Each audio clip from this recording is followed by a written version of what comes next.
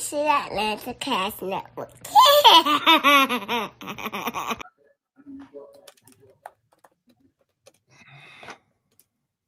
We can't hear you, mister.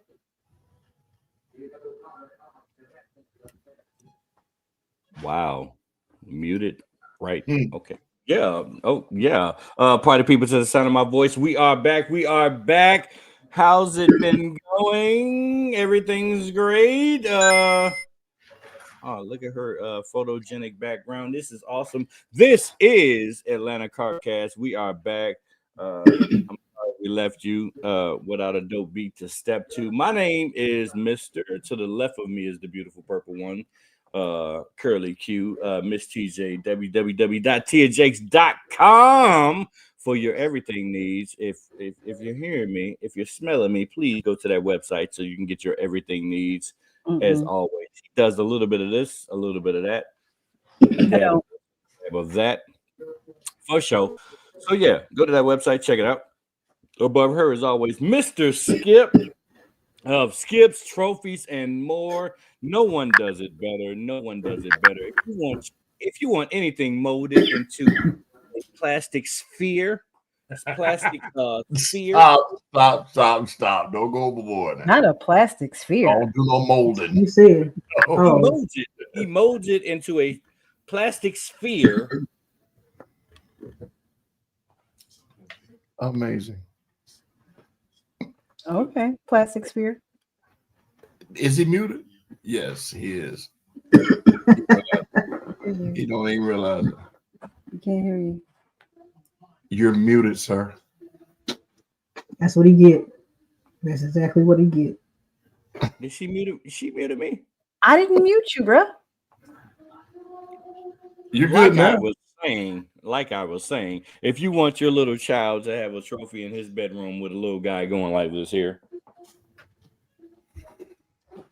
with his little arm, you know, the trophies with the little arm in the air, yeah, the little kid's trophy, he can do them too.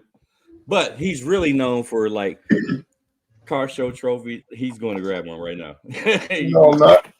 Oh, yeah, okay. No, I'm not going to do that. So you just keep going, sir. You know, he's not doing that. Okay. Yeah. So he does all of that, all trophies, anything you want, plaques, trophies, and medals. More. We are back, Mr. Skip. Last but certainly not least, she completes the foursome right now on Atlanta Carcast. The Queen, South Carolina representing. And I sent her a cease and desist for a video that she had me in where she knocked my glasses off. Yeah. And my lawyers will be in touch. The Queen Kong, South Carolina, in the building. People, how we doing? It's been a minute. How long has it been?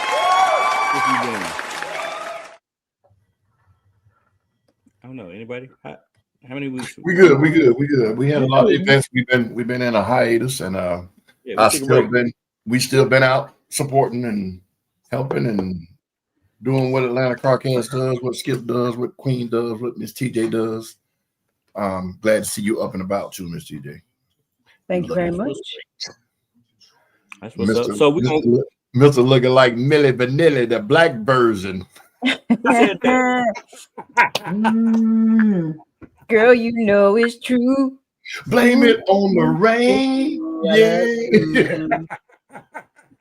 My hair is growing. Some of y'all women out there, y'all shit don't grow, but you know, wow. How did you go to that? Oh, they about to jump. He went straight to the women. You about to get jumped. Some of y'all, y'all know who y'all is. You don't have to worry about it. So anyway, broadcasting out there. If you're on Instagram, if you're on Twitch, if you're on YouTube, we would appreciate it if y'all would come over to YouTube. If you would turn to your neighbor, say neighbor, go to YouTube. Right now, we appreciate y'all. We love y'all. We want to make this thing go digital, make this thing go viral. Go to YouTube right now. And if you want to donate to the platform and help us grow, please do that. Like, share, subscribe. We got a good show for y'all tonight. But before we get to that, Miss TJ, how was your weeks, plural? What's happening? I've been out for a couple weeks. I I won't say I had a medical emergency, but I had to take care of some things, and I've been out of commission for the last 2 weeks. So this is the first day that I'm back. Not back to work yet, but I'm back here. And I have to say one more time, and I know I say it every week, I'm really happy to be here. What? A lot. Don't do that. No, this is serious. This is really serious. I lost my first classmate this week or last week. And there were 103 people in my class. All of us are still living except the one that just passed last Thursday. And collectively, we were able to raise enough money to give a substantial amount to her son. The funeral it was today in New York, Buffalo, New York. And I have to say this every time because, things are happening every day. People are, as my mother would say, leaving up out of here. And I'm just really happy to be here. And I'm grateful to be in the midst of all of you and all of our followers and all the people who love and who support us. There's so many people going through so many things. And just to be able to sit here is a blessing. So that's what I got. Yeah, good stuff. Yes, Lord. I love y'all, by the way. If I haven't told you guys I love you, I love y'all. Oh, we love you too. We love you too so much. So much. I didn't mean to bring y'all down. I mean, I didn't mean to bring y'all down. She really brought us real down. I'm sorry. No, you didn't. No, you didn't. You spoke your piece. That's what you're supposed to do. Yes. All right. Well, I've been on the go since this 2-week hiatus has been just that, not that for me, but outside of the podcast. Every weekend I've done a car event of some type or fundraisers or whatever. And when we go over the good, the bad, and ugly, I will try to touch on all of them that I can remember. But for the last 3 weekends, I've been out and about. Yeah, from Halloween. I think the last one we did was a week before the one before Halloween, correct? Mm-hmm. Yeah. So yeah, that weekend all the way up, I've been running. I don't think I've had a day off on the weekends. But anyway, yeah. That's it. Queen Kong, you been shaking people's ears up or what? What you been doing? I ain't been doing nothing at all. You want to know why? Because I'm glad, like I said the last time, the season is over, so I can relax a little bit, chill, take longer naps. You know what I'm saying? Like on the weekend, especially. So that's all I'm doing. Prepping, just getting ready to change some things around, and that's about it, really. That's what's up. Happy belated birthday. Oh, Hey. wait a minute. Oh shit. I hear you officially Thank an you. auntie now. You auntie now? I sure.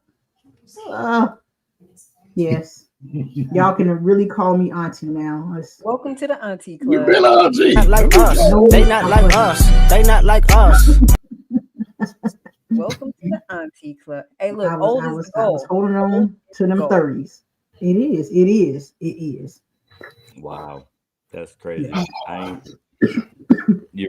You're making us feel very old. Man, please. Please. Me, for the past several weeks, and again, this is not a political podcast, but this country is going in a direction. I don't know if it's good or bad, but it has been interesting to watch. If you paid attention, if you're not living under a rock. So yeah, great stuff. Great stuff. Yeah, but we here. We got a good one for y'all. If you haven't seen the title of the show tonight, the realities of joining car culture. This was a great topic delivered by the Queen herself. Because we've done a lot of topics on Atlanta Carcast. We've touched on this, but not quite like this. So tonight we're going to delve into that topic tonight. But before we do that, we have a great segment, and we call The it good, the bad, and the ugly. Only on Atlanta Carcast. All right. So who we kicking into first? From what we missed in a few weeks we were off. What do we I guess miss? I can What go. shows in the streets? I guess I go because I didn't miss nothing. I went to everything. All right, Skip, take a So, listen. so starting on the 29th, Street Royalty invited us or two out to help them with a homecoming dance showcase with the cars, with the lights and everything. So I went out there with them on the 29th of October, and it was kind of chilly, but the kids, it was a Utopian Academy of the Arts, I believe is what it was. But Street Royalty was out in full effect. And we set the cars up so where it was in their gym, and you had to walk through the cars, to get to where the actual dance was. And it was a perfect placement because everybody came out that was already in there, and they took pictures with the cars, and it was really, really, really nice. The principal was elated. Street Royalty, they showed them a show out as usual. Then that Saturday was the first. Did I do on the first? There was an event, and I cannot remember.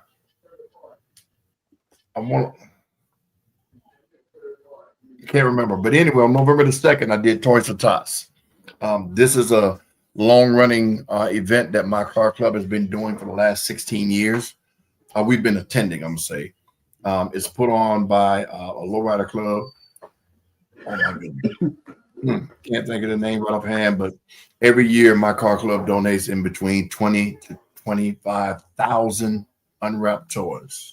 Wow. I'm not talking about penny toys. I'm talking about bicycles, swing sets, and not hundreds of bicycles. Let's not do that. We do get puzzles and coloring books and everything, but we want to make sure that our event makes a dent into kids that won't get a chance to celebrate Christmas like most of our kids will. So this year the event raised over 38,000.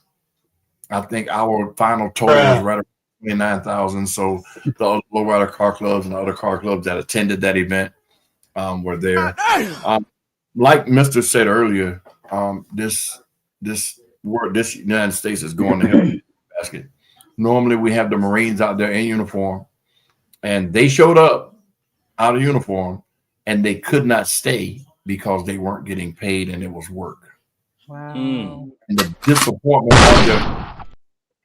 disappointment that they wanted to stay, but it would have been considered work because of the organization while we're doing the show. So they actually came out and dropped the boxes off and told us that once we called them up, the show was over, they would come back and get them, because they weren't even supposed to do that, because officially that's work. But it's for a great cause, and they did it anyway. And it was terrible because, and I'm not going to get into the politics, but it was just terrible that everybody has to suffer because of ego. And we're just going to leave it at that and keep it moving. But the event itself was great. We gave away radios, CD players, PlayStation, Xbox. We gave those things away to raffle tickets so everybody had a chance to win that. These Dogs was in the place, serving their signature hot dogs and whatnot. It was a smaller turnout than normal, but we still filled the parking lot up, and most importantly, we filled the U-Haul up. So that was that. And then that was the first weekend in November. Then this past weekend. Wait, Skip. What's a CD player? You say you gave away those CD players. What's a CD player? I was wondering. Yeah, for anybody that does not know, you remember the old school boom boxes that used to carry big D batteries? We actually had a Nostalgia toy store donate 5 of those. Oh wow! Rather than put those in the Toys for Tots bin, we raffled them off. It was free raffle. Everybody that gave a minimum 5 toys got 1 ticket. So every 5 toys, you got a ticket. And there were people running to the store to buy more toys. to try to win one of those boxes. It was a double cassette. It had the radio, and it had the handle and the strap. Damn. And I almost did pull a VIP move. Said I want that one. We ain't rapping that one, but I had to be fair. so I didn't win it. I didn't win it. How big were they? Were they Radio Raheem big? No, they were about 1.5 feet. Oh wow, that's still nice. Yeah, they weren't the big ones, you know, that you had to put up on you. No, they weren't that one. But when I actually opened one up and plugged it in, and it was official. I think it was a Radio Shack. It was Magnavox. Gotcha. They were Magnavox boom boxes. So yeah, that's legit. That's legit. I want one of those. I'm gonna have to get one. Yeah, and then so fast forward on up to the 8th and the 9th. I forgot what event it was, but can't remember. Anyway, this past weekend, at Pollination had their annual turkey giveaway, which was Saturday at Club Vibes in Stonecrest.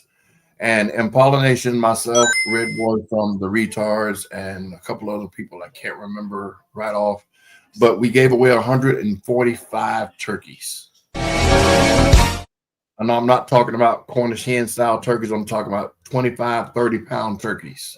Wow. It was Glory Crown. That's what it was. Okay, thank you for reminding me. The weekend before,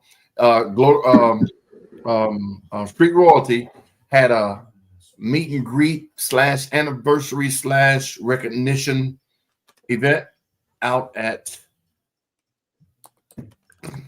it was on Jodico Road. I can't think of the place. It's a new little sports bar area, but they have a huge parking lot in the back.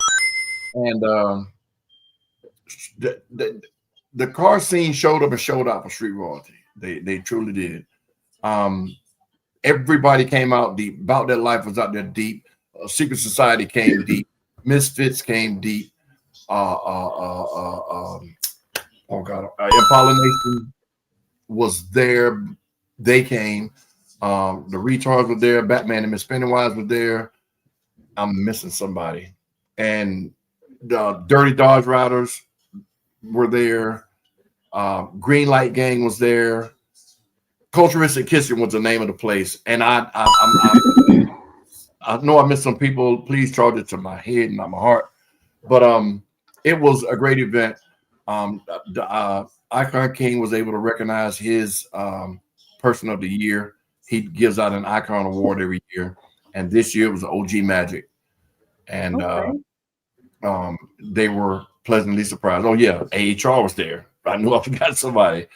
But it was a great event. The crazy thing, it's not crazy. The great thing is all those people were out there and not one disagreement, not one argument, not one gripe, not one fight, not nothing. So kudos to the car scene, man, for continuing to keep this peaceful thing up that we got going.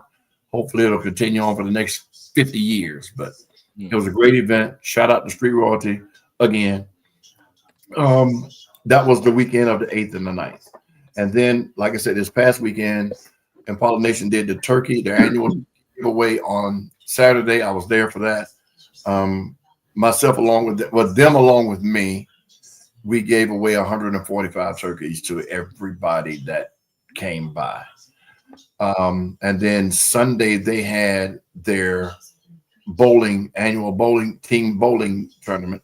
I'm not sure how that turned out because Sunday was also my wife's birthday. So I couldn't be anywhere but with her. That's why I missed that. So yeah, I have been running and supporting and promoting and everything else with this car scene, man, because I love it so much. And I hope that we continue to do great things on this car scene. But that's my good bad. And then real quick, there was no bad on any of the events.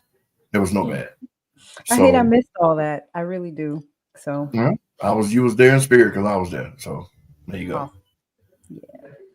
Yeah. But that's been it, man. And we're gonna talk about the stuff we got coming up this weekend later on. But yeah, we've been working, man. We're trying to keep it, keep it G, as they say up north. There it is. Queen represent. What have we missed? What have we missed since the last time we've been on? She's an auntie now. No, you gotta keep bringing that up. Anyways, I celebrated my birthday. Not only my birthday, but my middle child's birthday. Her birthday is the day before mine. And in spirit, because I didn't know, celebrating Michelle's birthday. So, one of these years we're gonna have to have a three-peat, and we all celebrate together. So what sign is that? What sign is that, Queen? It's a Scorpio. Scorpio, duh. I'm not into the signs, so I don't know. I mean, other than mine, I really don't know much. I really don't. We got two Sagittarius up here, one here and one there. We got birthday in November. I mean, December. Yep, the 5th and the 12th. What? Oh, so wow. 7 days to the day. Wait a minute. We might have to drop her, Skip. She's just gonna put it out there like that, Skip. No. Okay. I didn't have a bunch of them, so I plan to have a bunch more. Hey, exactly. When people ask me, I tell y'all, when people ask me my sign, it's stop sign. Oh my gosh. Anyways, but that's all I did. Chill with some good people. Just the normal. I like to be at home a lot, but we did go to Charlotte because Layla wanted to go to Charlotte. They have a big Frankie's Fun Park up there, so she wanted to go up there and chill with my brother David and his kids. And so I haven't heard that's about what a we did. Frankie's Fun Park in forever. It's been My kids wear it out. It out. Like they ain't got the same rides every time they go. Wear it out. They want they making memories. Yeah, like they get on the same things every time, and they still excited to go. So I'm glad Layla had a good birthday. She did. Wow. Wait, what about me? And you too. I'm sorry, Auntie. Oh. You was running around trying to find your size in diapers, wasn't it? Hey, it probably was. It's that and the little, sole insert shoe in the shoes, all that. Girl, you don't weigh enough to have no damn inserts in your shoes. Yeah, I do. And I'm finding me a little sweater so I can, all of that. I'm official now. Auntie. You got some lemon pepper steppers? I do. I got them and the Monica shoes, Okay. So, Boy, my employees be like, listen, every time I go to a restaurant, they be like, oh, Miss Tia, I like your little kitten heels. I'm like, fuck all y'all. They're comfortable. hey, I'm telling you, the ones, the big ones in my closet about to go. I know y'all probably don't believe it, never would have thought, but yeah, I got some 6+ they got to go. Some who? Some what? 6-inch plus. Yeah, So me too. what? 6-inch plus heels. Yep. That old. Yeah. I gotta Well, I've been walk around like Prince, throwing your ass to Hey, I'm telling you, don't cooperate no more. But they got the yeah. I can't do that. I know one step, my ankle going, and it's gonna be over with. So yeah, you're old now. Ain't gonna be your ankle, it's gonna be your hip. ankle, leg, hip, everything. So yeah, we're gonna see tomorrow. We're gonna see tomorrow about them hips, Mr. Skip. No. Oh, you go. That's right. You're gonna be here. Okay. We're gonna talk about it later. We're gonna talk about it. We're gonna see. So yeah, last but not least, I had a great event the other weekend. I went into the restroom and I really, really, enjoyed myself. I took a shit and I haven't been in nothing. No, I'm just boy, mute him. Because as soon as he said, I thought he meant to say something else when he muted his ass. We ain't got time for this. Come on, let's get to the next. Let's go. That was definitely a bad. Right. I need to fix it. I'm mad that I missed the bowl-a-thon because I really, really enjoy bowling and I haven't been out there in a minute. And I always get back out there on the lanes, but somebody didn't remind me. But I've been working very, very much lately. Can I tell on him? Tell on him? Yes. Okay. So I just said, I had a little procedure. not about what I told you, Queen. Something else. Okay. So I had a procedure. I'm laying down. I've been laying down for days and days. Just been laying down, and I'm laying there, and somebody's hand reaches across the bed and says, open this for me. My hands are weak. Wait, I even have one to show you. Let me show you what he asked me to open. Hold on. You ain't even got one. Why you lying? He said, open this. Oh, my hand's weak. No, don't do that. Don't do me. Fucking bullshit. So, Queen, if you had surgery and you laid up in the bed trying to recover, and Demetrix said, open this, my hand's weak. She gonna open it. I'm a what? She gonna open it. Let me tell y'all something. Skip, it was this. No. And he right here. Demetrix, no. Damn it. All right, y'all. This is what I didn't have it, but this is what they gave my car club for being car club of the decade. Oh, the decade. Yeah, that's hardware right there. That's our logo on it. And it has Toys for Tots on that side and a speaker on this side, because that's what we do. We shut it down, boys. Okay. I had this made. It's heavy too. That's my logo. And that's my little train. Nice. Right? Yeah. So, Did you see me open that on camera? You saw how I opened that though? Anywho, moving right along. Let's get into it. If you haven't shared this broadcast right now, we are live. This is a live broadcast. This is what we call, ladies and gentlemen, if you're old as shit, this is called a stream. So if you would share right now, if you would share it out to anybody you like, tell the people that Queen Kong and Mr. Skip and Miss TJ and Mr. are on right now. Hit that share button right now. Hit that like button right now. If you hadn't hit that subscribe button, hit that subscribe button and that notification bell so you don't miss a thing. So the realities of joining car culture. What I wish I knew before I started into this community. I think that was a very, very interesting take on it. So let's break this down into segments. Let's start from the back and work our way forward. Pause. What I wish I knew before I got into the game.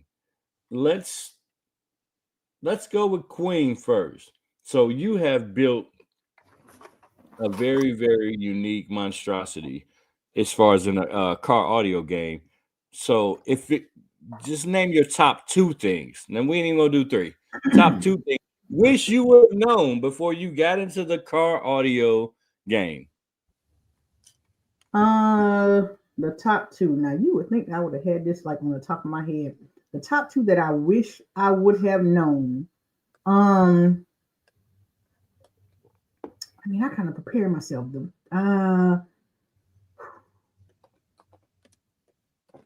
Sponsorships are hard to come by.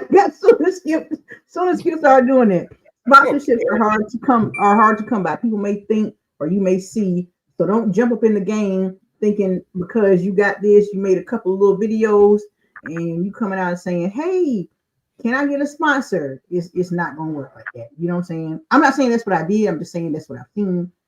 But I also wait. At what point were you under the impression that was even a thing? Like, did you start making a build, and then later on somebody said, "Hey, somebody can sponsor you and they can pay for all this shit and they can slap labels on your car and they can pay for it"? Or you understand my question? Yeah, go ahead, Skip. Yes, that's not how it works. What it is, you have to build it. You have to make it into a monstrosity, and then they will come. They don't build your car. They'll put stuff in your build. Now, If you don't have a following like what she has, they're not going to put their expensive equipment in there because people won't see it. That's what the other part of the sponsorship is that people don't understand. You can take a car like Bled's. It's a lot of money in that car. But if Bled don't have a following, no sponsor is going to say, you know what, I'll put a set of rims on that, because it won't get the exposure for them having to give it to him to bring people into their doors. So sponsorships work after you spent your money. That means you might get some more upgraded equipment or the elite equipment or the team equipment. Yep. And what I mean by team is team equipment costs more because it's bigger, faster, better, stronger, whatever you want to put it. The team speakers, to give you an example, we're going to use a set of rims. You can go buy a set of 4G autos for between $8,000 and $15,000. But if they had team 4G autos, they would be the 3-piece, the all of the high dollar stuff, titanium, whatever, and they cost $30,000, but they give them to you because you're part of their team and you're showcasing everywhere. Every big show, you're there. So that's how sponsorship works, if anybody didn't know. So you can't go, hey, look what I got, look who I am. They're going to see you on social media. They're going to reach out to you. If you go pandering to them, they be like, all right, what's your information? We'll call you back. And keep it. So that's how sponsorship truly works. And one thing before Queen continues, everything isn't always free.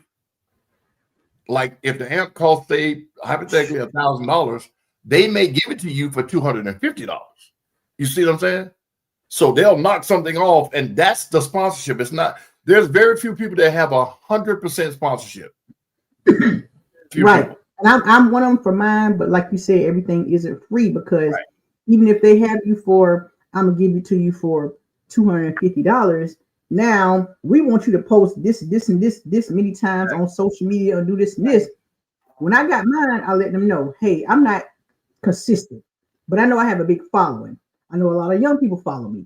So when I do post about it, do this and this, but I can't be consistent enough to, I'm gonna post about this brand day in, day out, because I have my own brand as well. So, we had to get that understanding like, hey, you have your brand, you're doing this, I have a following, but I have my own brand. If I'm posting y'all got to post me too. It's a two-way street. It's not gonna go like that. Like I'm just going, you know what I'm saying? So that was so you just have to if you do get the opportunity, really talk to your sponsors about what you're willing to do, what what they're expecting of you and things like that. So and my second thing is that I wish that I would have known. This was younger me. I'll say naive. Just watching the company you keep. When you're younger, coming to the game thinking that, hey, everybody's in it for the same reason. I love cars. I love music. You just don't think everybody that you meet at a car show has the same agenda. And they don't.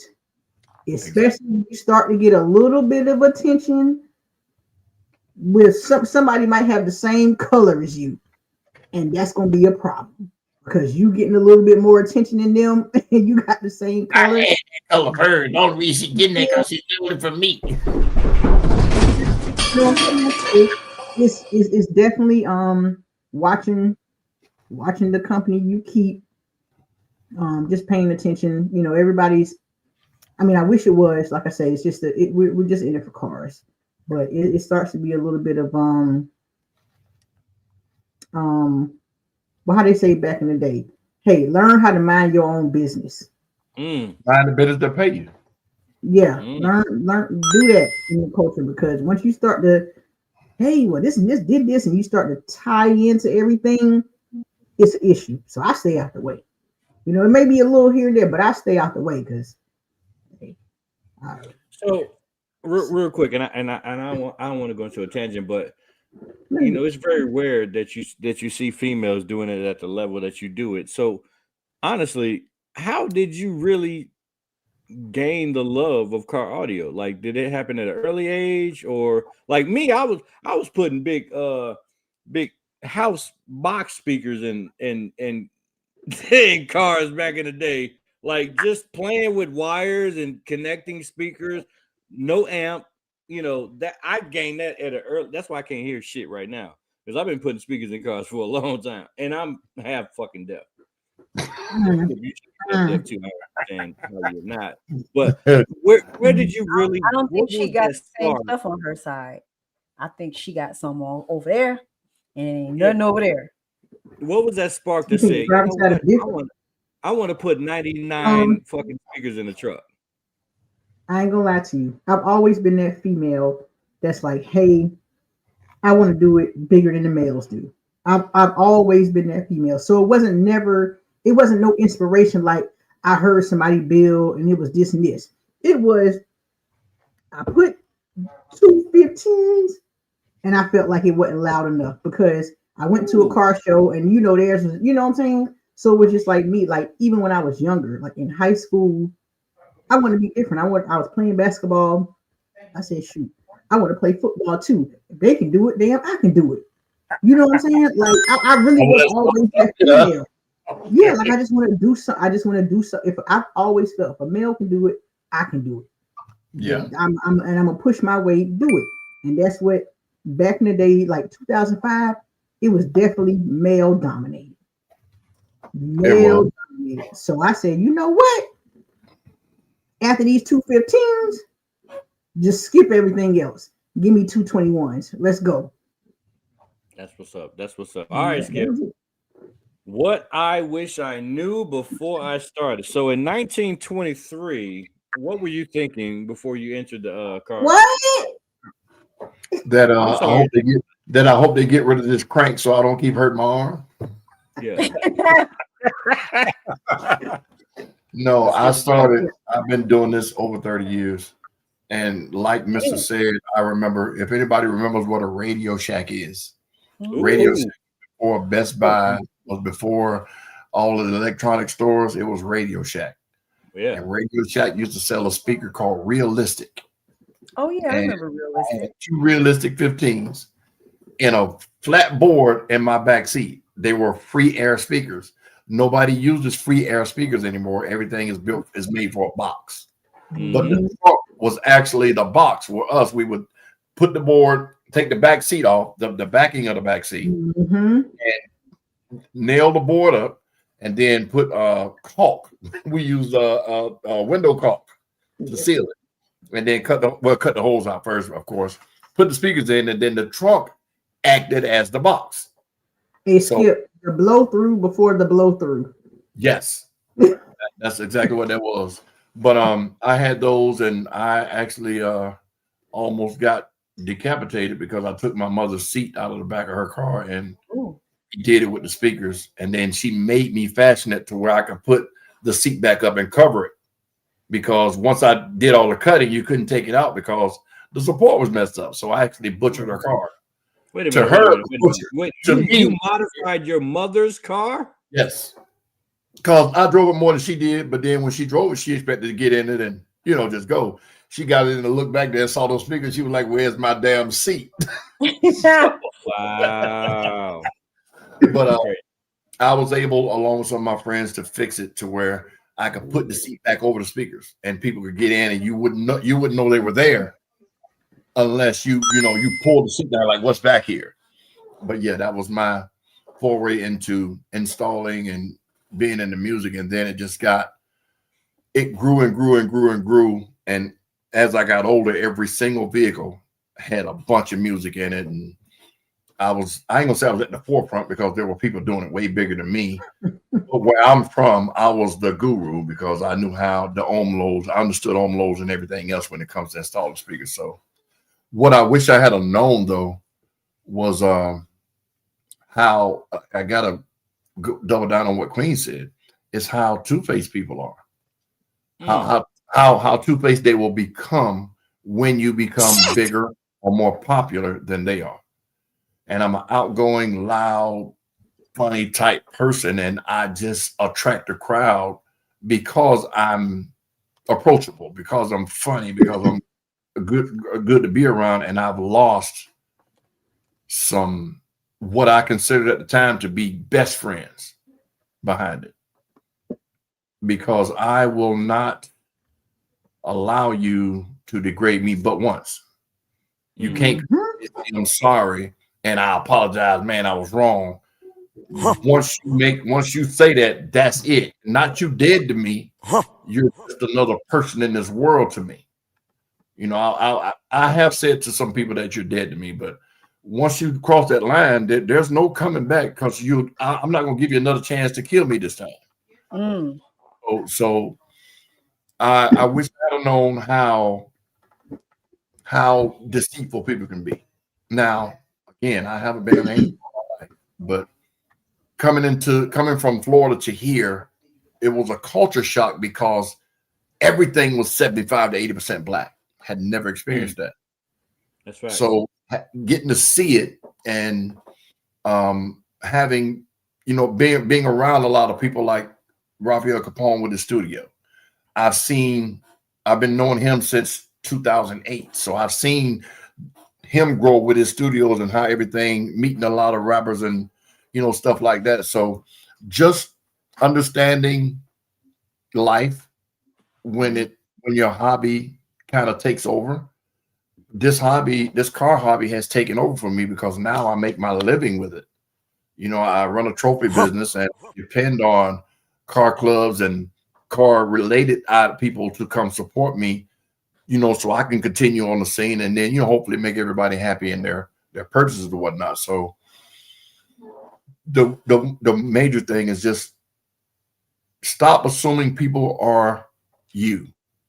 I can't put my thoughts and emotions in somebody else's body and say, hey, I wouldn't do that, so I don't expect you to do it. I can't expect people to do what I would do or act how I would act. So, yeah. And then I guess the other thing is save money, man. Like I had a chance, and I don't think I told you the story. When me and my wife moved up here in 2001, we were living in Daytona. She had got transferred. We both were working at Bethune-Cookman College because it's university now, but we were both working at Bethune-Cookman College. And she transferred to Spelman. So my brother owned a construction company up here at the time. So I was moving up here to work with him in the construction. And she was going to transfer to Spelman to be the bookstore manager at that college. And Pods, portable on-demand storage, Pods, y'all see them everywhere now. They weren't in the state of Georgia at the time. They were new in Florida. And we went to Florida, went to the Pods place. And I said, hey, man, we want to rent one of these to go to Georgia. They were like, well, we don't have an office in Georgia. And the man said to me, hey, man, for $1,500, you can get your own franchise started. And you're breaking ground. And you move to Atlanta. That's the best place. I'm like, man, whatever. This shit ain't going to work. Because, you know, fly-by-night companies just come up and you've been rich, nigga. We got everything moved up here. I'm going to say a year and a half, maybe 2 years later, I started seeing Pods everywhere.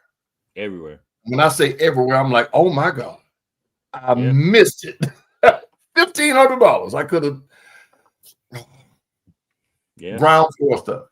But you know, it was one of those things where I just didn't believe it was going to work because you know, you see stuff pop up and then it's gone. I missed it. I could have been in on the ground floor. So yeah. Those are my two. Miss TJ, what I wish I knew before I got into the game. I'm not in the game yet. Not in the game yet? I'm not in the game yet. I'm working to be in the game. I've had some slightly modified cars.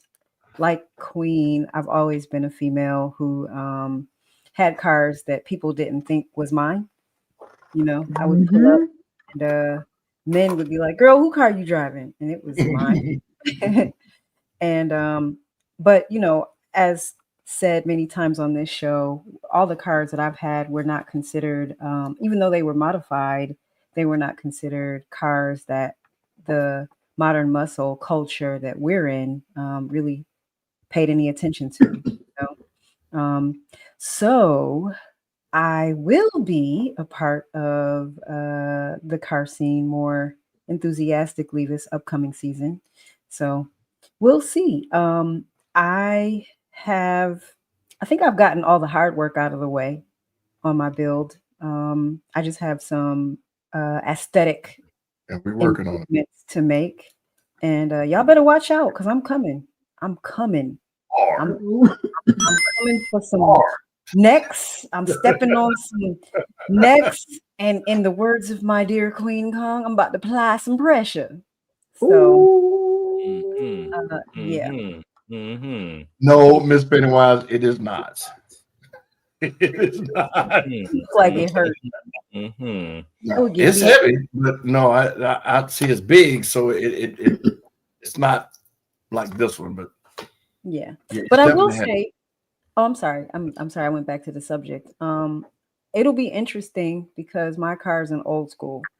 So I think that it will be a very interesting foray for me because we are not old school heavy on this podcast.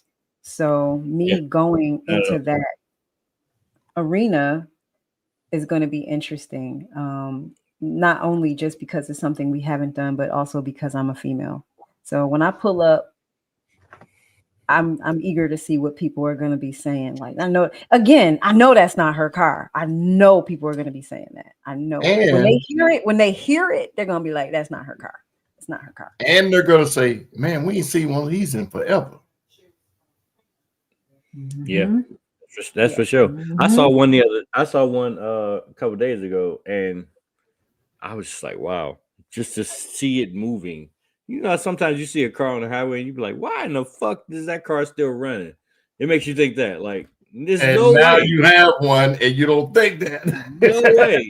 Right. Like, you ever see an old ass car? You be like, hell no, bro. Like the original, like Pontiac Grand Ams, like the original, the small ones. Like, you know, like, bro, why is that on 75? Yeah. No way. Well, they took care of it. That's why. Right. It might be garage kept. Damn. No way. I know some people still driving Yugos. There's no way. I'm mad at it. Yes. And you see it and you like really, really question it. Anyway, mine, I look at it a little different. I think there's three things. I think it's the look, the speed, or the sound. Okay. So I come from a generation because a lot of us are not from where we are, but I'm from up north, and we used to stand on the stoop, and we would sit on the stoop, and we would do two things. We would look at cars, and we would hear cars coming from around the corner. You know what I'm saying? And that was a thing. So to see something, you know, coming around, you're like, oh my God. And you just sit there and you be like, ooh, I wish he spun the block. Well, that wasn't a term then. That's what they say now. Yeah, what's up, man? What's up, big deal? I wish he would come back around so I can see that again or I can hear that again. Those are the main two things. Coming soon to a city near you. Now, the third thing, as I said, was speed. So a lot of people got in the game because they want to go fast. That wasn't me. I was mainly on look and sound. So if it had speakers in it, yada, I was just fascinated, you know, from an early age, sitting on the stoop and just watching cars go by. But what I wish I would have known as far as getting into the actual modification and the actual culture, it's a lot of politics, you know, and it's very difficult to explain politics to people who are non-political or who are not politicians. Let me say that again. It's extremely difficult to explain politics to somebody who's non-political or they are not a politician. So if you're not running for an office, which most of you niggas is, that's basically what it is. You're running for office. You either want to be a president of a car club, you want to run a car club, you want to be a vice president of a car club, you want to be a part of a car club. It's a political thing. You're running for office. It's a lot of things going on and a lot of different moving parts that I had no clue that existed. Right. Like people throwing shows. You can't do this if it's on this date, or you can't do this in this area. You can't do this at this venue. It's the politics are serious. Well, okay, I'll end there. Mr. You kind of went in another direction. with your answer, because I thought we were talking about this build and what we wish we would have known. So, we're talking about what we wish we would have known. Okay. Well, however, I think Eric. Go ahead. I'm sorry. Go ahead. I was going to say, with that being said, I do. With that being said, I do think that there are a lot of things, like you said, politically. I remember when we first came on the car scene, we weren't supposed to talk to other people in other clubs. That's part of the politics of what Mr. is saying. So when we went to an event, we could speak a little bit, but we couldn't be hanging with people in other clubs. And I think that a lot of what Atlanta CarCast has done is we've broken that. I'm sorry, these comments. They just grow up. Right. But I think that we've helped a lot with breaking the ice and allowing people to talk to and communicate with each other. Because we actually have gotten into the culture and we talk to everybody. And as a result, everybody is talking to each other. But when we came along over 10 years ago, it was, you better not be fraternizing with them. I mean, it's still kind of that way too. It's still kind of that way. And it was born out of envy, hatred, jealousy, all that stuff, so. Let me switch gears. So and I'm going to answer a question that I'm going to pose. If I could go back like 10, 15 years and I can tell myself one thing to do differently, to me, it would be go big or go home and don't cut corners. Like, don't like literally don't go with the cheap shit. Go hard or go home. Like what you get what you pay for. If that makes sense. Like definitely. I made a lot of mistakes of just going the cheap route or cutting corners or having the homeboy do it, yada yada yada, too early, and I think I should have went big from the jump.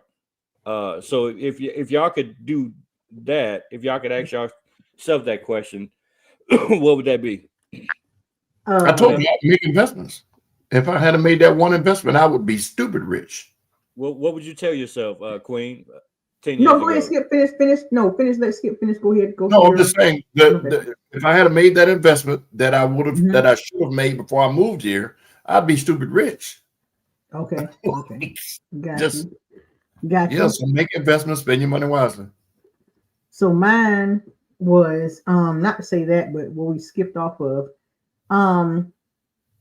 When you talk about the money, I ain't gonna lie to you. Do not come in to the scene with pipe dreams. Have a budget. Like a lot of people don't think first. Let me have a budget on what's the max and let me see what's available, from that. Everybody has to start somewhere. I get it. But everybody, you look at somebody's car. Oh, I see Nava car. I see this car. I see that car. Or I see CJ on 32s and I just want to do this, and that. But when you're new, like freshly new into it, and you haven't done your research and you don't know what things cost, then it puts a little damper on you. I feel like, so every time somebody young messages me, he's like, hey, well, I want to sound like you and this and this and this. Where do I start? I say, what's your end budget? What are you willing to spend per speaker? Like, what is your full budget? And let's break it down from there. Because money, this ain't none of this cheap. Now, So.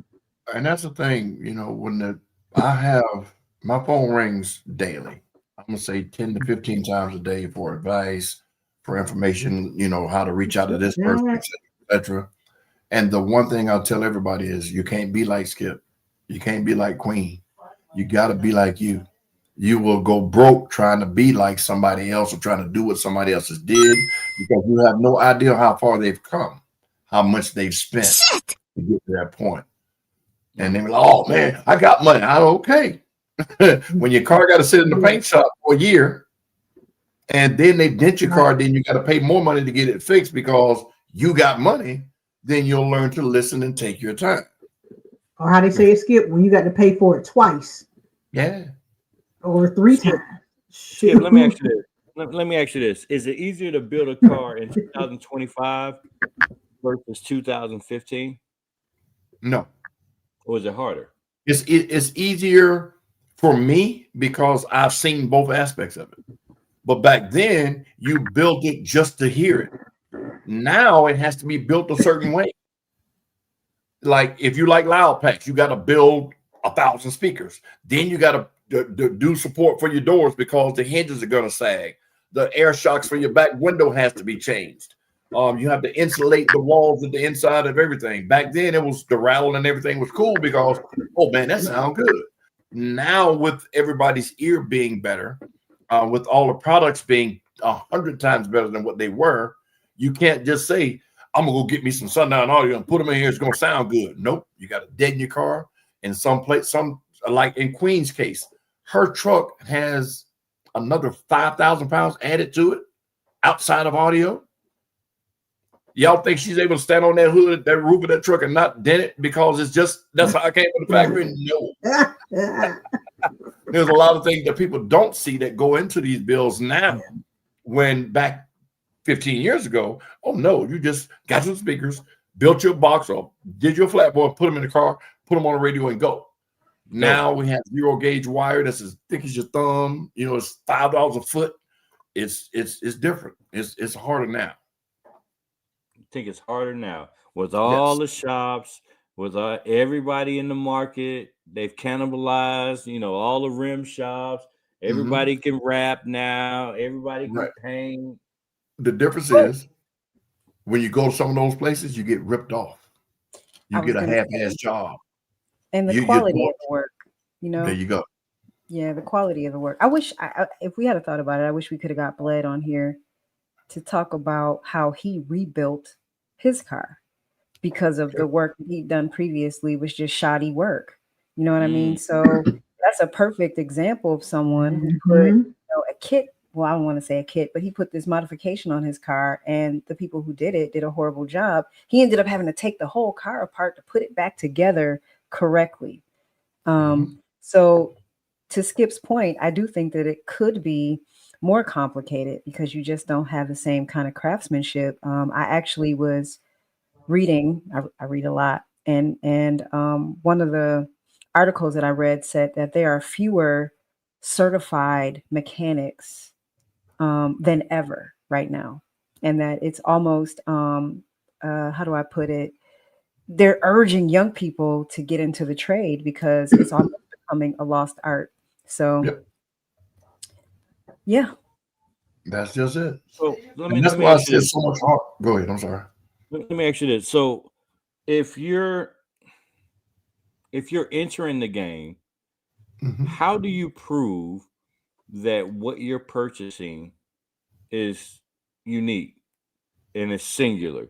Meaning, there's no such thing.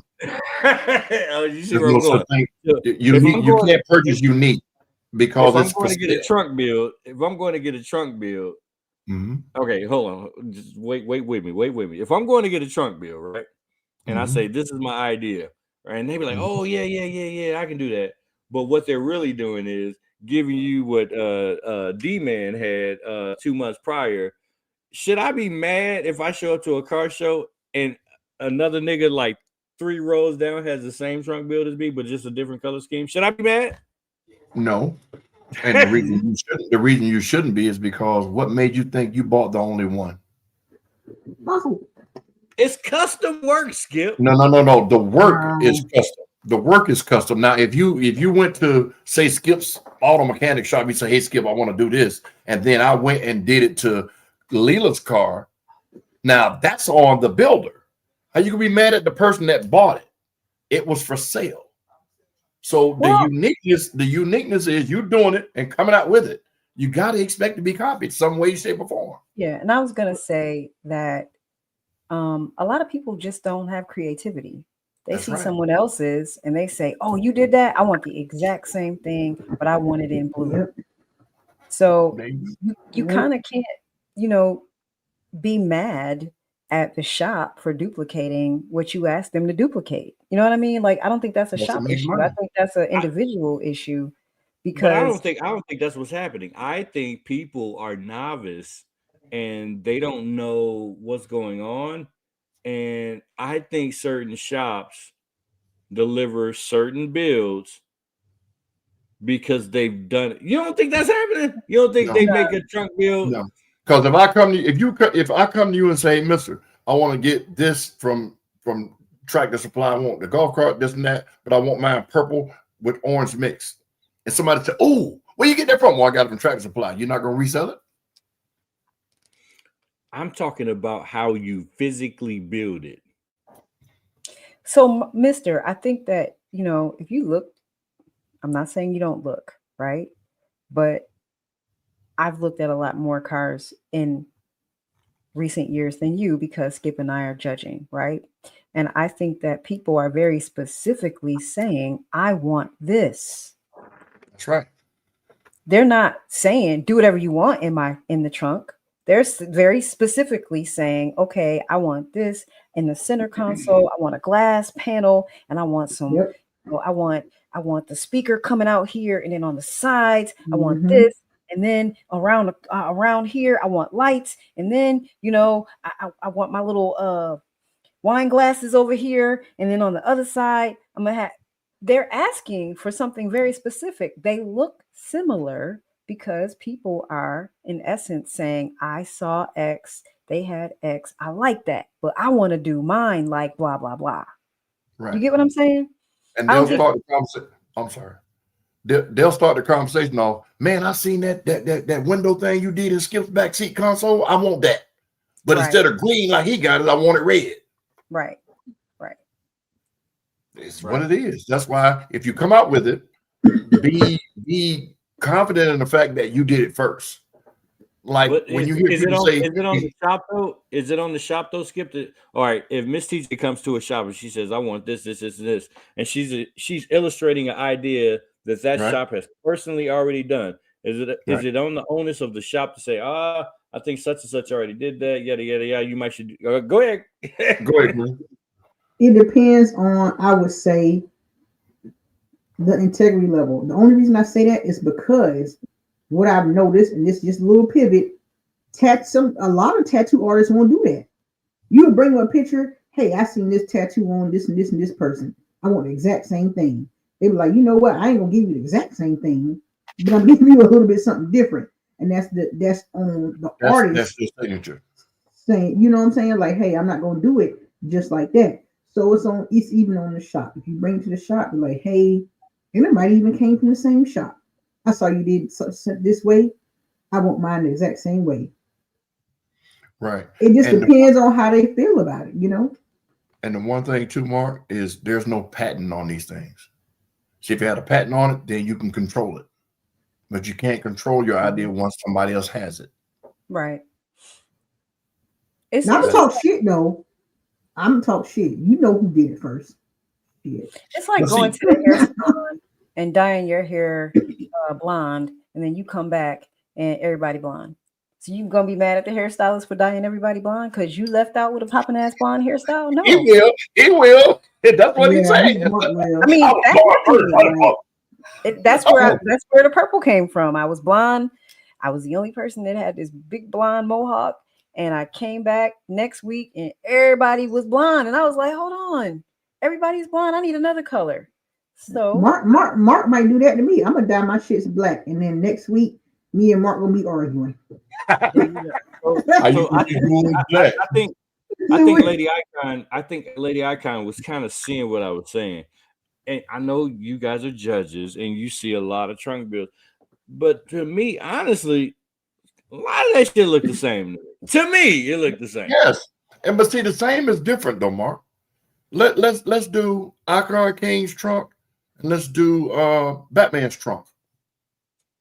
The trunks are no, it's a Charger. I need the two of those two light cars. Let's do Icon King's trunk and Swag Pack Shaq's trunk. Mm-hmm. Almost identical. It's just different colors and different stuff in there. If it fits, if it goes with the flow of the car, that's what it's about.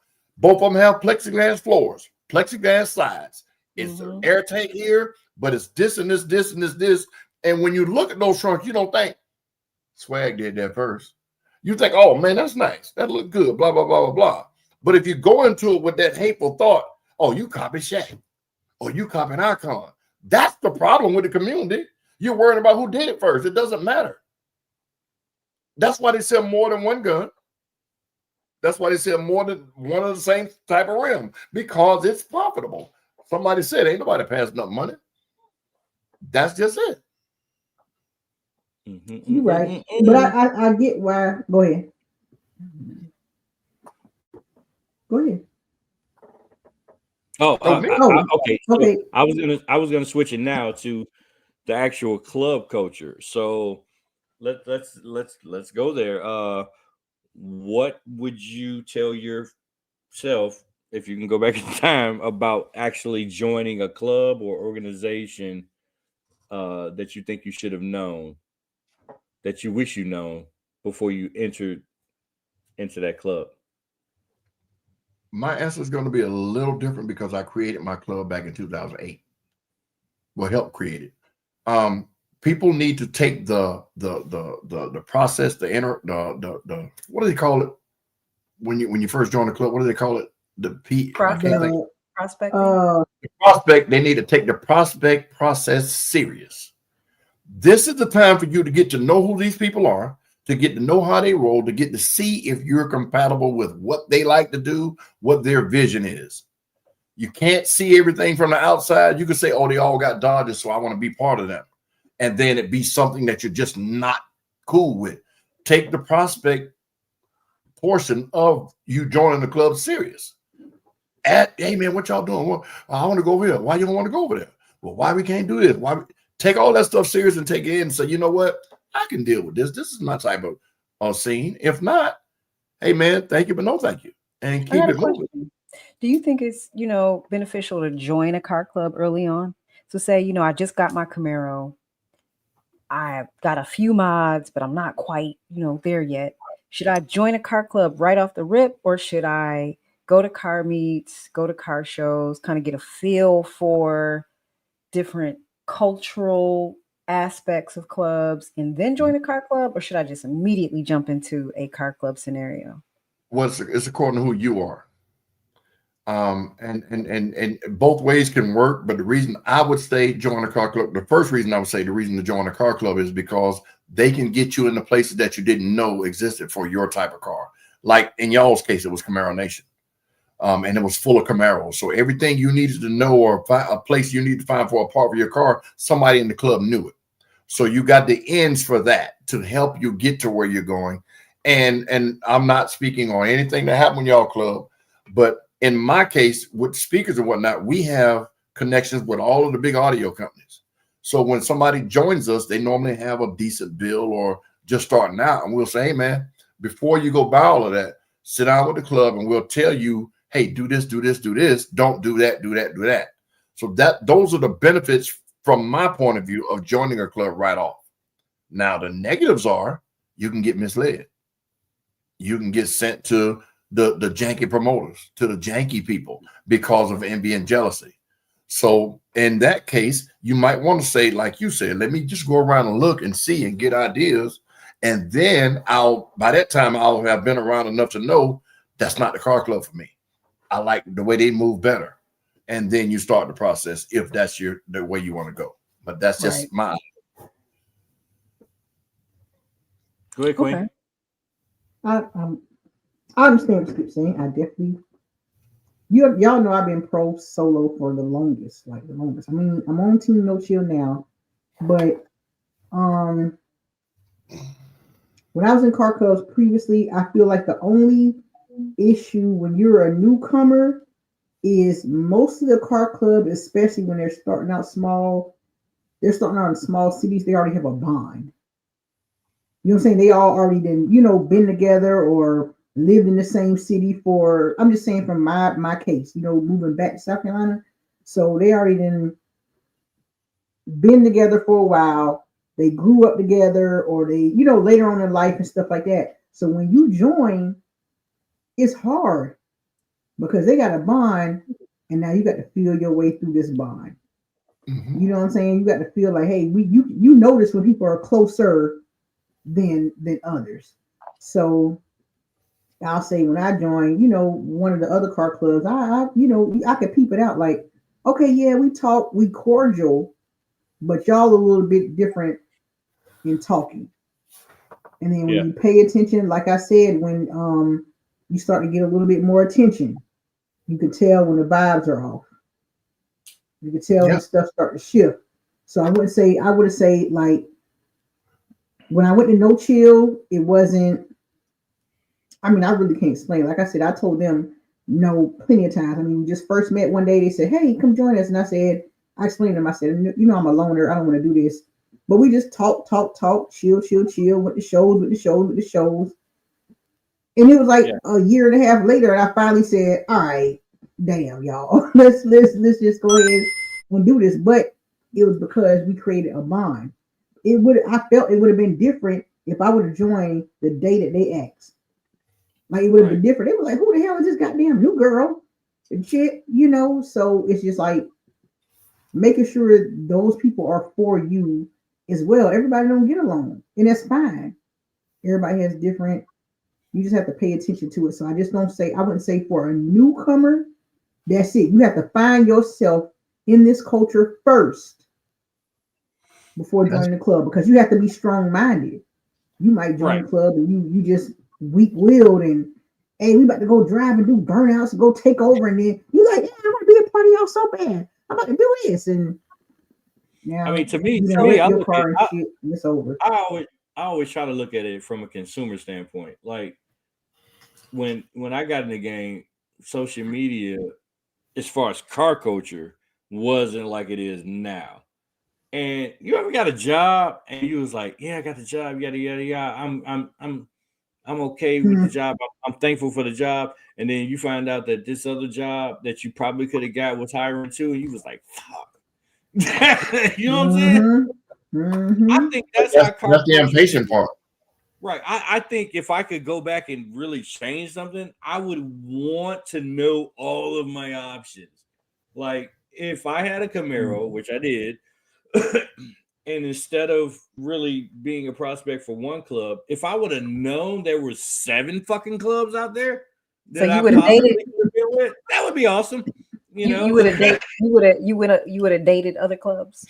Yeah, I don't know. I'm just saying, like, I'm gonna take you out on a date next week, player.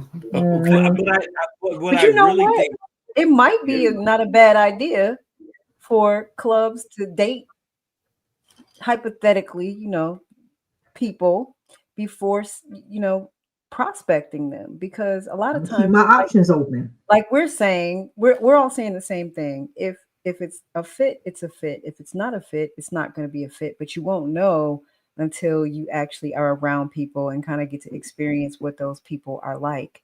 And it's interesting that we kind of fall into the first group of people that we're around. Because you don't know no better. Right. Right. And I mean, that's no diss to any of the clubs that we know, or that we it's not. We give I'm looking at the comment. Oh, they all yeah. I mean, we give our props to Camaro Nation all the time. Shout out to Ghost and Vanessa. We wouldn't be here without Camaro Nation. So there's no diss at all to them. We had an amazing time with Camaro Nation. Those people are still our family. There's so many people that are in other clubs, solo riders who still have Camaros that we see who pop up. I mean, we did an event at one of our restaurants, and 2 of our former members of Camaro Nation just popped up out of the blue and came, and it was so good to see them. Like, we just still are family. So I don't think that a lot of times we just give ourselves an opportunity to meet more people. So, one thing I'm sorry.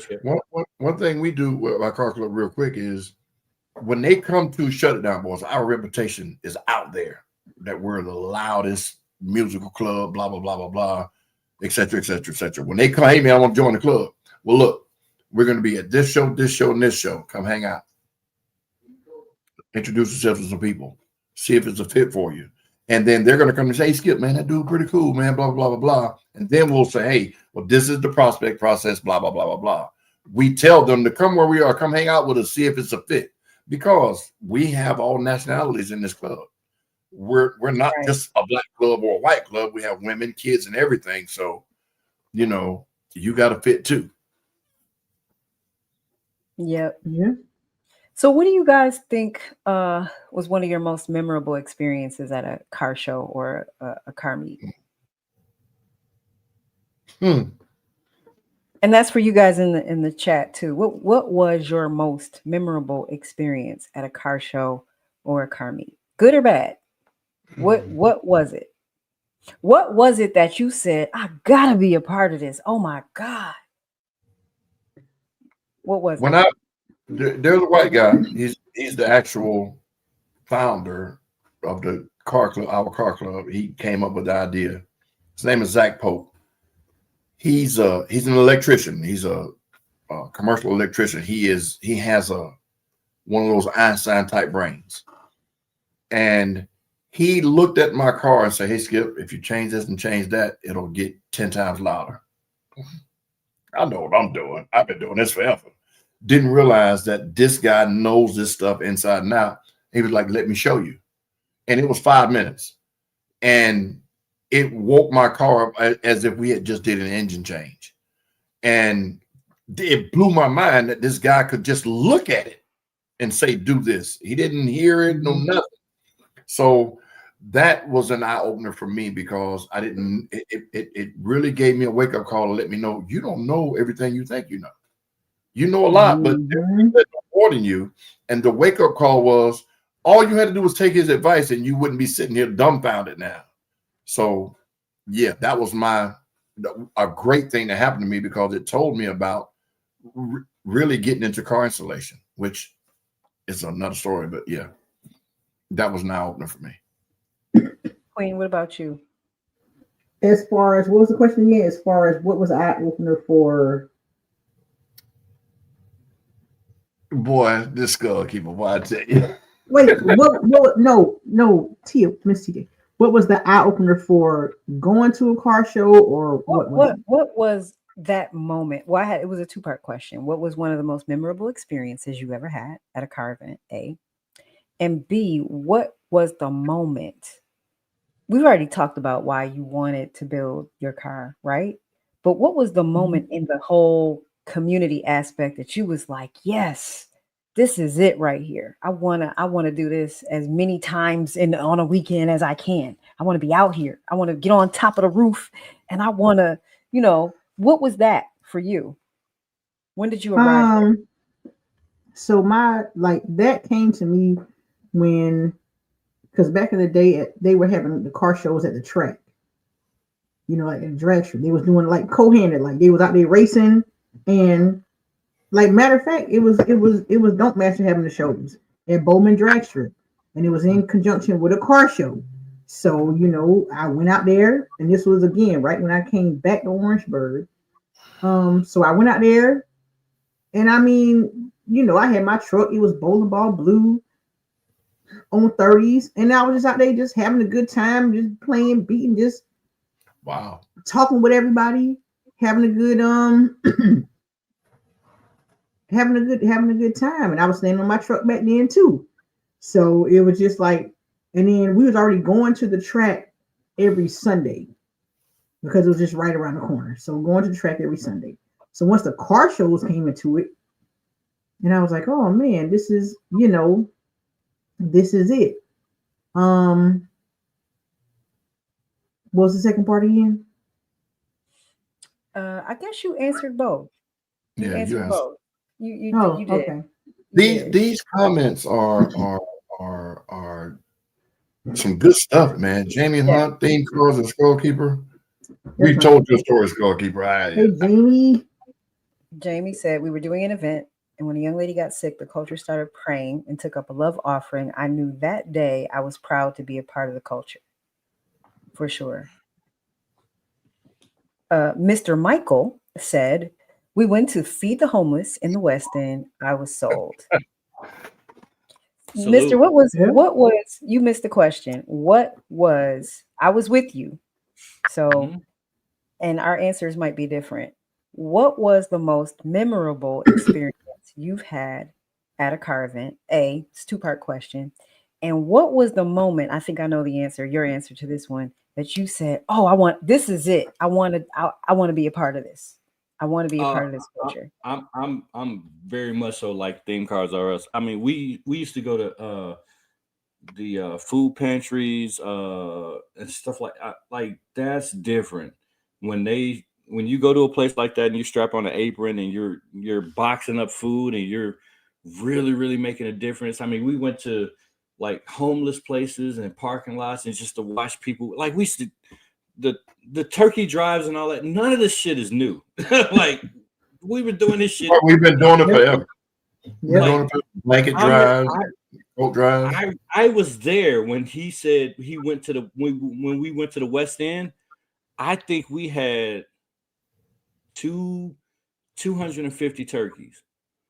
And when I tell you, that was amazing. And Miss TJ, she never really tips her hat, but even back then we had like 250 turkeys and she prepared, I think it was 100 or 150 meals on top of the turkey drive. So we fed homeless people and people were ecstatic and watching people get in line to get turkeys and to actually feed people. Like people were, I mean, I saw people coming behind dumpsters that they were sleeping behind to get food. This was 10, 15 years ago. I was like, this shit is crazy. Like, and you know homeless people exist, but to see them like live and in full effect, that was crazy. The one thing I'm saying in all these comments is just what y'all just hit on, that we're doing more than just car shows. And the thing that stuck with them the most was to give back, right? Community service. This is some stuff that, like Mr. said, we've been doing this since 2009, 2008 and on up. But the fact that that one part of the scene stayed consistent all the way through to now is what's beautiful about what we do. We don't hesitate to go feed on. That's another thing I forgot I did one of these weekends. We went down to the underground and had along with the retards. And again, all those clubs I named earlier, we went to a parking deck and did a feed the homeless for like 5 hours. We actually did not run out of food. We had that much. And we were giving out sanitizers, the wellness kits, socks. We gave out blankets. We gave out everything. And the line stayed long for, I want to say, 3 hours. And it got to the point where there were no more people and we still had stuff. So again, it's the beautiful thing that nobody shirks that part of what we do, giving back. And that's what I'm seeing here. And it's lovely, man. I'm not gonna lie. I'm not gonna lie. I have a different answer. All that, yes. But it was I do. Because the question was a two-part question. What was the moment when you realized, yes, I want to do this? We used to go on these crazy ass rides. I know what you're finna say. On the highway. The dragon. I was a passenger. No, I wasn't going to say that. Oh, and okay. I'll never forget this one ride we went on, and I don't even remember where we were coming from. But when I got out the car, I cussed out everybody. Everybody in the line. She went from car 1 to car 30. Fuck you. It was. I did. But at the same time, it was the exhilaration. Tell us why. I was driving my own car. And I was in the back. because I wasn't in a Camaro. I was in a little Mercedes, and I was in the back. Was I in the Mercedes or BMW? Which one? I don't remember. But nonetheless, I think I was in the BMW. I was in the back, and they was just leaving me, and I tried to keep up, but it was so exhilarating. It was exhilarating. The way you said it, they was leaving me. They were, because I wasn't really in the lineup, because they was blocking, and they had what was Fireball's position, Mr. MPT? What do you call it? Road captain. He was a senior road captain. They was road captaining, and I wasn't in a Camaro, so all the other cars was like, forget her, like they was just cutting all in front of me. They was doing 130 miles. I was like, Jesus Christ! When I got there, I was so upset. Like, I'm never doing this again, but I want to do this again next weekend. Okay. That's how you feel. Let me tell y'all. If you've never been a part of a club, and you that was fun too.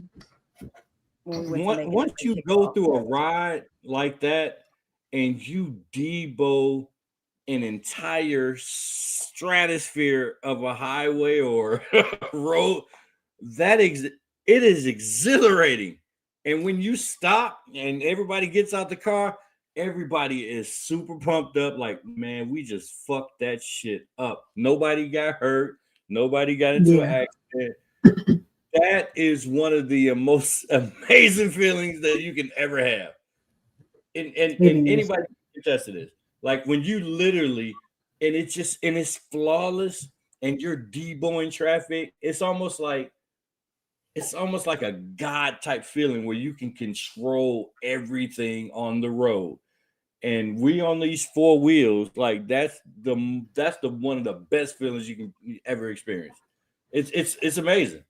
Wow. It's different. It's different when you stand up. So I missed that part when TJ, that second part. Like, what was the moment that made me say I'm gonna do this weekend after weekend?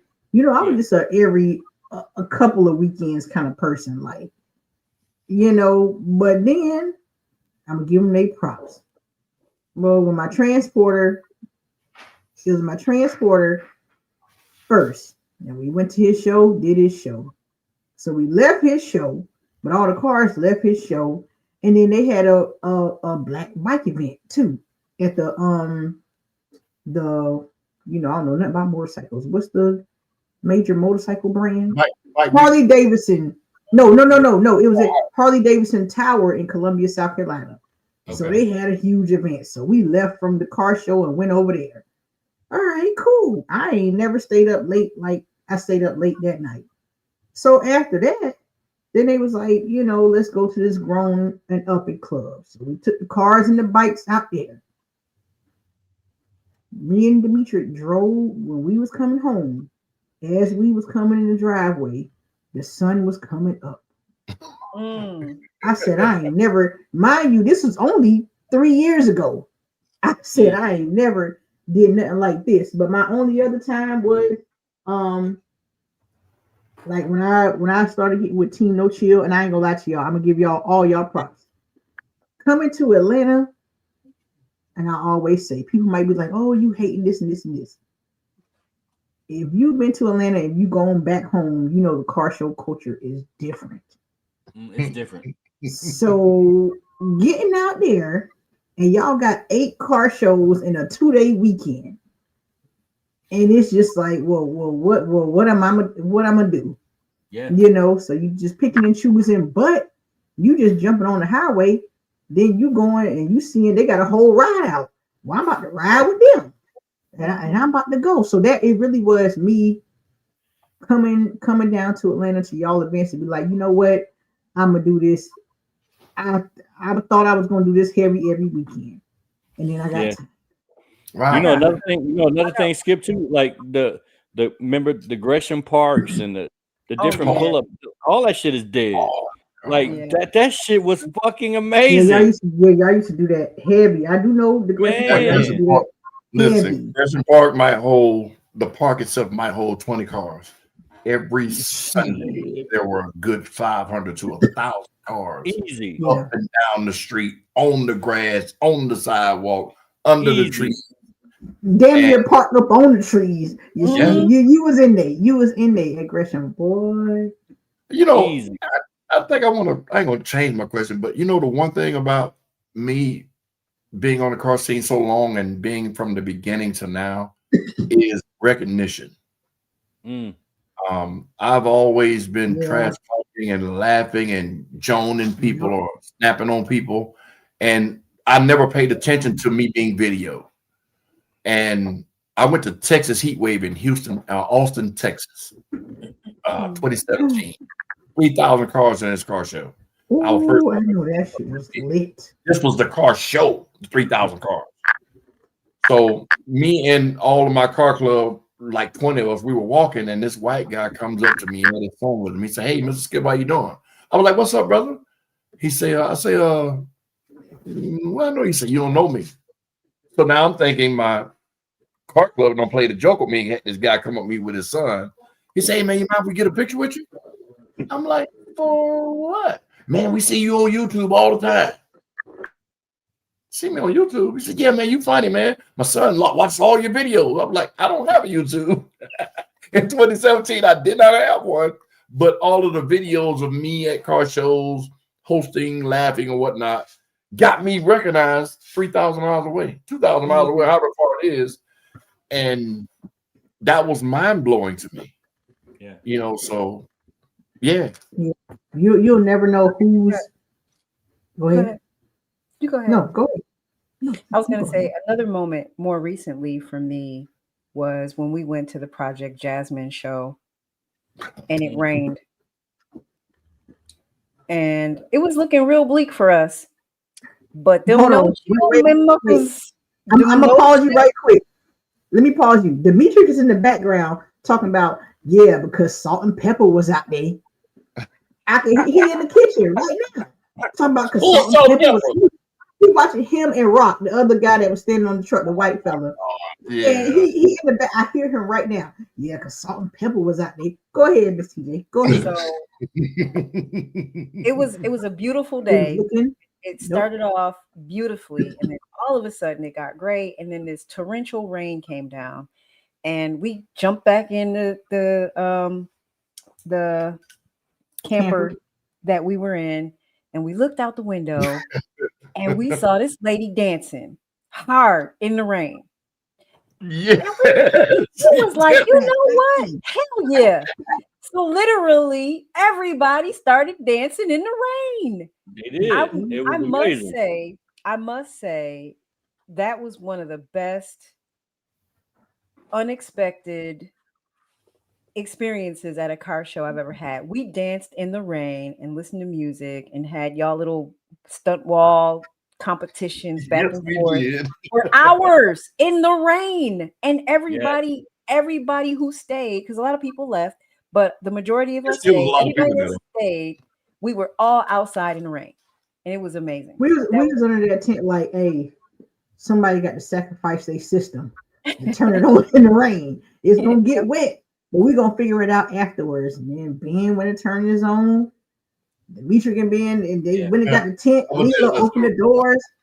And they was like, go ahead and open the doors. We're gonna have to do. We was like, dog, we already drenched wet now. We ain't gonna. And he came up to me. He was like, so you think I should cancel the show and move it for a rain date? I said, don't do that. I said, we got you. Just hold on. We got you. I'm gonna tell the story. They want to know about the shirt. All right. Like Miss TJ, you gotta tell them what happened. I'm gonna tell the whole story. All right, we went to the Project Jasmine show at the South Carolina Fairgrounds, right across from the South Carolina football stadium. And we took a mobile home up there, us three and Nighthawk and Lady Icon and my wife. Anyway, we were in a mobile home. We're in a mobile home. We pull up, we park, we set up the whole Atlanta Carcast thing. I said you. My wife is in the background. Talking about your wife. I did say you. That's how they be. He said, Michelle, damn. Salt and pepper, and Miss Michelle. Everybody.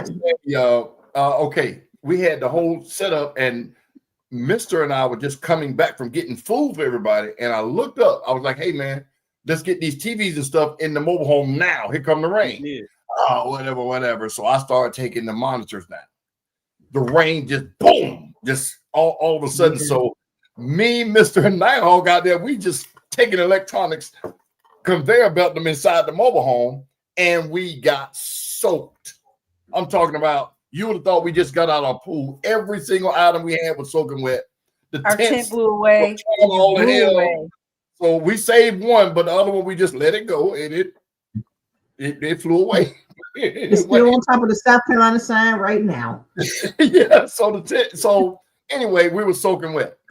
Nighthawk with his Mr. Wisdom ass, he had a whole change of clothes. Mr. went in the shower and changed and had a dry shirt. I didn't. My wife had a change of clothes, so she had a shirt. And let me explain to y'all, the shirt is she had it made a couple of years prior. We went to a New Edition concert, and it had NE for life on the front, and on the back where the shirt hangs down toward your ass. What did it say, baby? Michelle. Now she don't want to talk. Oh, okay. It said New Edition across the ass. Right. So again, I gotta get all this wet stuff off me because it done slowed down with the rain, and I don't want to get sick. So I put the shirt on, and of course it fit me kind of snug when I put it on, and I'm not thinking what's across the ass. So just remember that. Skip, New Edition for life, huh? Oh shit! So I got to roll the shirt up, and I'm walking around NE for life on my shirt, and New Edition across my ass. But I don't give a damn. We was Skip. We had extra shirts. I didn't think I was like, my wife wasn't gonna let me come out there with no wet clothes on, so I had to get out of it. Yes, lady icon, it was bedazzled too. Okay, but I'm confident over here. Oh no, you're fine. But guess what? You see, Demetrius, I guess they felt like, look, our shirts are too wet. Demetrius, don't hear her laughing in the background. And got doggone D Lane and had on no shirts. Yeah, a lot of people do their shirts off. Yeah, but my wife wasn't gonna let me go without no shirt because this gonna be man, and they're gonna be out there with them off all the time. Him, Rock, and D Lane, or they the shirt off too. They're gonna take their shirts off. They're gonna but my wife wasn't let me be sick. Nope. Demetrius gets sick, you got the baby. Demetrius, my wife wouldn't had us. I ain't gonna baby him. He know what he did. Hey, here go the suit, little player. And my wife told me to put a shirt on. I put the shirt on. And they took my the shirt off. I wore it. Oh yeah. I did is what it is. Oh yeah. But look, everybody was confident. Everybody had a good time. Hold on. I hosted the whole sound competition with my shirt on. I was like this and everything. No. They got a picture of me. I think another moment for me was if you're doing a real big convoy and maybe you're going out of town, and a lot of these clubs can contest to this, and something happens with one of your members and the whole convoy stops on the highway. That's right. If you've ever seen that, that's dope. That's amazing.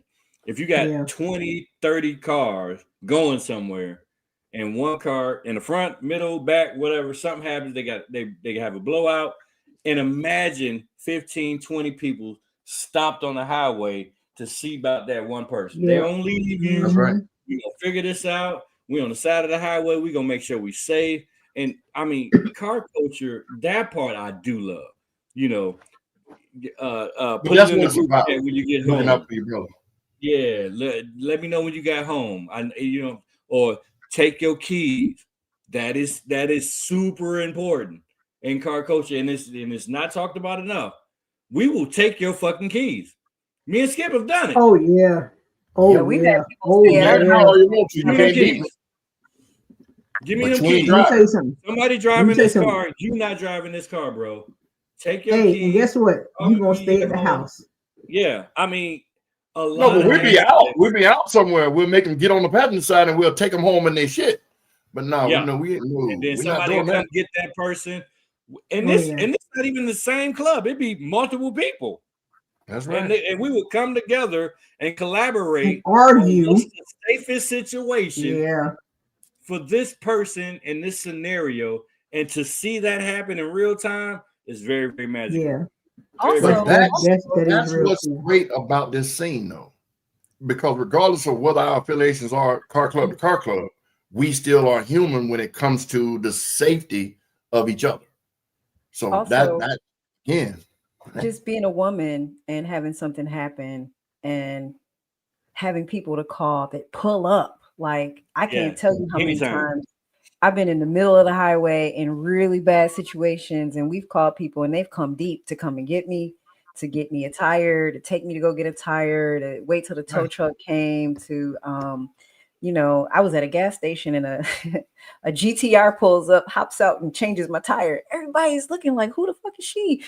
Like, everybody's looking like, who is she? This guy in a GTR pulls up to change her tire, and like, he did it in like 5 minutes, literally. It don't take that long. You talk about it, like, no, but it was the fact that somebody came to change my tire in a $200,000 car. You know what I mean? At a very busy gas station. Everybody was like, who the hell is that? It was kind of cool. That's all I'm saying. Yeah. I agree. I was just saying, I don't know if Skip, if you've seen it. When everybody came together to push Matt Brown's vehicle up on that trailer. Yeah. Hey. You don't understand. That truck weighs about Demetrius on the other side. Yeah, Demetrius on the other side. My homeboy Rock was on the other side. Doggone, Ben was on the A. That's a lot to push, and it was dead to push. But guess what? Everybody's like, shit, you gonna get up on it. Me, personally, I wouldn't even wait it. Hey, call the tow truck, get the winch. Let's hear it. I ain't about to wait for nobody to push nothing. But everybody did. Yeah. Come together, push that. But my worries was when they first pushed it up, that shit was gonna roll back. It's dope. And you couldn't. That's really dope. They had all the little people in the back. All the little people in the back. Dimitri, Ben, why y'all on the side? Get y'all big asses in the back. Much as I love Matt, and he know he my dog, I'd have been like, boy, I'm not going to push that heavy ass truck. Now, again, there were 30 people out there. First of all, let me say something. As you say that, I look over there at Steve Duncan. What he doing? Recording. Everybody else pushing it. Steve, I love you. Now when you see it, Steve, I love you. But I know you like, I ain't about to got doggone blow my back out for this. I understand. Get these youngins out here. But they had the young skinny ones in the back. And that's why that shit rolled back. That's funny. Mister, you remember when we were on the beach and that car got stranded on the beach and y'all pushed him out of the beach, out of the sand? Yep.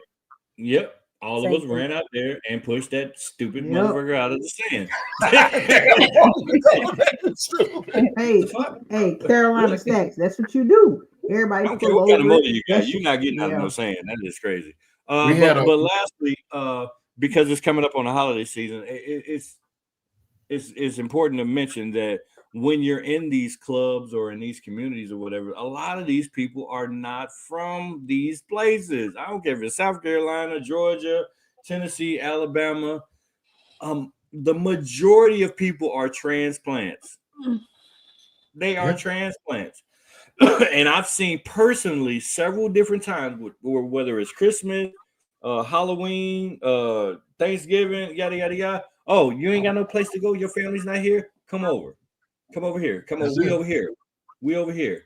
Come over here, eat with us. And this community welcomes us in with open arms, and I think it's amazing to see. We're gonna move on to a couple upcoming things. What, Miss TJ, take it away, Jack. Mr. Skip, take it away, Jack. Oh my God. Auntie, take it away, Jack. Oh, what are we doing? Hold on. I got it. We're going to send our ride. All right. Oh, go ahead. Oh, go ahead. You want to go now? You can go. All right. Santa arrives November the 22nd. That is this weekend. Greenbrier Mall is throwing their annual Christmas parade. It's from 11 to 12, and they're giving away free turkeys. The first 200 shoppers can register on site at 12 p.m. at the Abdullah Law Firm tent, and turkeys must be picked up by 2 p.m. There will be professional photos there, a professional photographer there with Santa, and the holiday festivities are bands, DJ dance groups, cheer teams, mascots, horse rides for the kids, sweet treats, free food trucks, bouncy houses, vendors, job recruitment, life-size games. Life-size games. I wonder what that means. Is that like the big Jenga and stuff like that? Sounds like it. Okay. There will be a raffle, there will be drawings, and much more for the entire family. The entire event is from 12 to 3. The parade starts at 11. I think it's like a 30 or 40-minute stretch there, and then all of the other festivities will start. It will be, what is the address? It's going to be in the, well, I guess, well, I know we start in the Greenbrier Mall parking lot, so it's going to be right there in that central area. And Mark, put me on the screen real quick.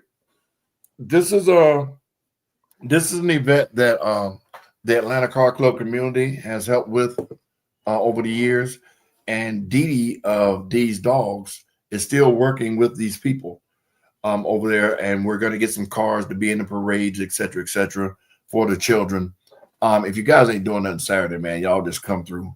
Even if you don't bring your cars, just come through and, you know, show support like we always do. It's for a good cause. I think most of the stuff is free. I'm not sure on everything, but I know they're giving away turkeys, et cetera. And this is something that the car scene has had their hands in and has been involved in for at least since 2016, I believe. So, yeah. What time is the lineup, Skip? The lineup is from, if you're going to be there with your car, and some of the people are on here, it's from 10. We expect you to be there at 10 so we can get you in position, because there's a lot of children that got to be moved around. And, you know, if we don't get everything in order when it's time to pull off, then everything gets delayed. So for the people we've reached out to about the cars, we expect y'all to be there at between 10 and 10:15 so we can put you in the positions you need to be. And then they're going to do the cheer squads and majorette squads and all that in between them, however. But the parade starts at 11 o'clock. So could I bring my Schwinn? Of course you can. We got plenty of people going to be riding bikes. And put on your Beetlejuice suit. What I got to wear now? Put your Beetlejuice suit on. Oh, yeah, I can wear my Beetlejuice suit. Yeah. Bald head. I got you. Okay. But, okay, I just want to say that about that. Okay, you can put the other one up now. I don't have another one. I don't have it. Oh, that was it. Oh, that was it then. Okay. But yeah. Want to say that if you can come to the parade tomorrow, this is one of the last events that is there anything else? Saturday. I'm sorry. Saturday. I'm like, wait a minute. Tomorrow. I'm a day ahead. It will be one of the last events that we will be at this year. Are there any other things coming up? There's gonna be, I saw something about a Toys for Tots event, but I didn't see the date. Okay. And the one thing I caution everybody that's doing these events like this, don't get too close to Christmas, because people are going out of town, they're making their own plans. So if you're going to give toys away, make it in advance so you still can, so people can still can do what they plan to do with their families. So they don't have to sacrifice one for the other, if that makes sense. Yes. So, yeah. There's another event that we don't have a flyer for, but Atlanta CarCast, the flyer's coming soon, like this weekend soon. Atlanta CarCast is hosting our first annual holiday soiree in conjunction with, I don't want to say Casty Awards, but we'll be giving out some Casty Awards. The date is December 14th. Save the date. It is going to be interesting because we put a twist on this holiday party. Should we go ahead and tell them? Or do we want to show them the visuals after tomorrow? or should we just? Yeah, let's wait. Let's leave that, and we're gonna start out with that next week. So we're gonna put out the flyer. You will have to RSVP. It is a private location. There is a cap on the amount of people that can attend, so it's free. There's no cost. That's right. It'll be really important though that you RSVP, and it's going to be a lot of fun. So that's all I can say. And you don't have to bring your car. So if you have a little scooter, booter, Honda, whatever, you can come in that. So it's not, your car is not required to be there. You don't have to worry about none of that. So there you go. But it's something no one has done before. No one's done this before. That we know of. That we know of in a group setting. So we hope to set a precedent with this event and to really have a extremely interactive good time. So it is required that you be interactive to come to this event. So that's the only thing. We can't tell you anymore until we put the flyer out. So December 14th, save the date. It's going to be crazy fun. Games, food, some spirits, if you will. And yeah. Anything else? No, that be it, dog. So the good, the bad, the ugly of the car culture is a lot of good, not a lot of bad. Yeah. And have fun. So lastly, people, we really appreciate y'all joining us. We really appreciate y'all subscribing and following the movement, and really we hope this is entertaining for you, and we hope you learn something every time we do this. So tell a friend to tell a friend, spread the word so that this platform grows. We do this for y'all. We do this for the culture. So we thank you. Without y'all, there is no us. So we do this for y'all. This is Atlanta Carcast. I be the man called Mr. This be the beautiful purple one, Miss TJ, Mr. Skip of Skip's Trophies and more, Queen Kong. For all of our followers and everybody here at Atlanta Cast Network, we bid you adieu.